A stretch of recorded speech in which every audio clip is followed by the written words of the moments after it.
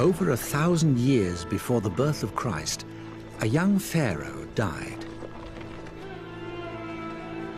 His burial was carried out in a hurry, and his name would shortly be erased from the monuments he had built. All memory of his reign would soon be lost.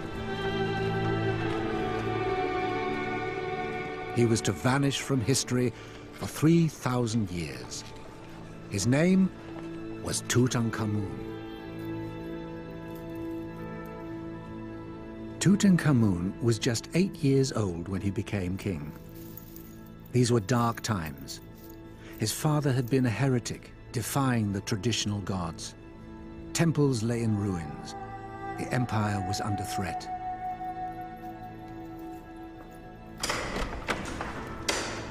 Now Egyptians looked to the new pharaoh to return their land to greatness. He would have a new name. Tutankamen was given to him after becoming king. It means the living image of Amun, in honor of the greatest of Egypt's gods.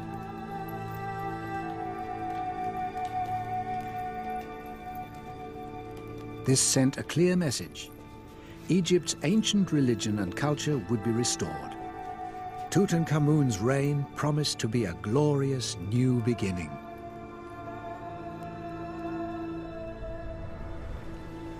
As pharaoh, Tutankamen had to perform one vital task. He had to take a queen.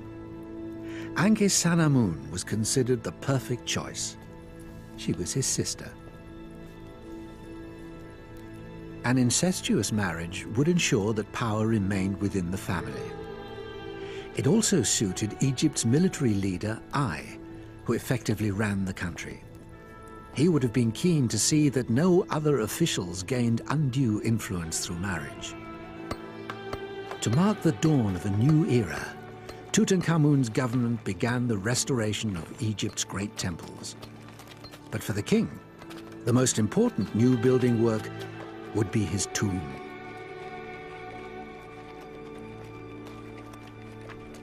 First, a site had to be found in the Valley of the Kings. Ai himself may have selected it. He was probably familiar with the valley, having already started to build his own tomb here.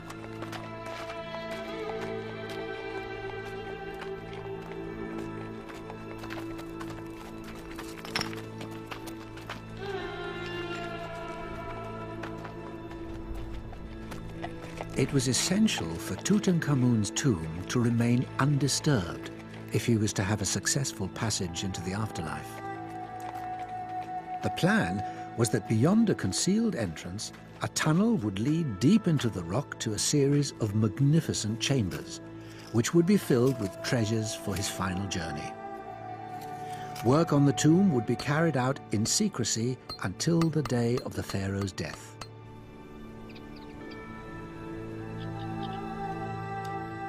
For the young Tutankamen, the need for a tomb must have seemed remote.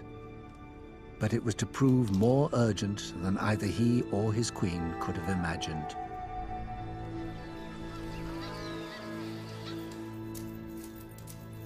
For most of Tutankhamen's reign, the real power was wielded from behind the throne by a military council run by the young king's advisor, Ai.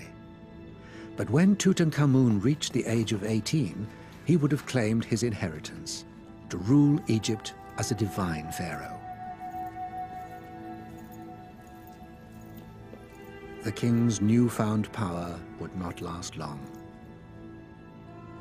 In his 10th year on the throne, Tutankamen died. Exactly why remains a mystery. Some believe he was murdered by his own advisors, or perhaps he just had an accident.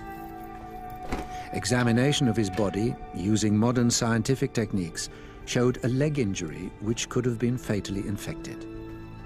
Tutankamen was still a teenager.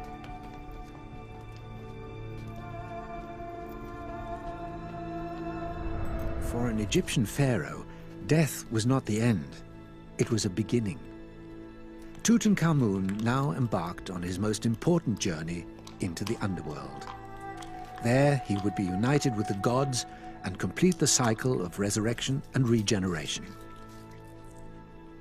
But first, Tutankhamun's body must be preserved with salt. All of his internal organs, except the heart and kidneys, were removed. His brain was withdrawn through his nose and discarded, while other organs were preserved in an alabaster chest.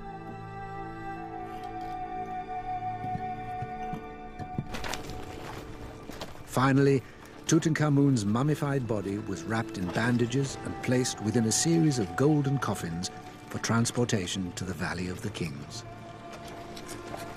Tutankhamun's young widow, Ankhesenamun, had produced no heir, so the former advisor Ai now came to the throne. To cement his power, he married Tutankhamun's widow, probably another incestuous marriage. There is evidence that Ankhesenamun was Ai's own granddaughter.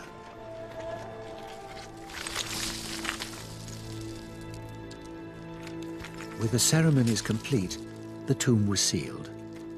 Tutankhamun was finally left alone in the Silent Valley.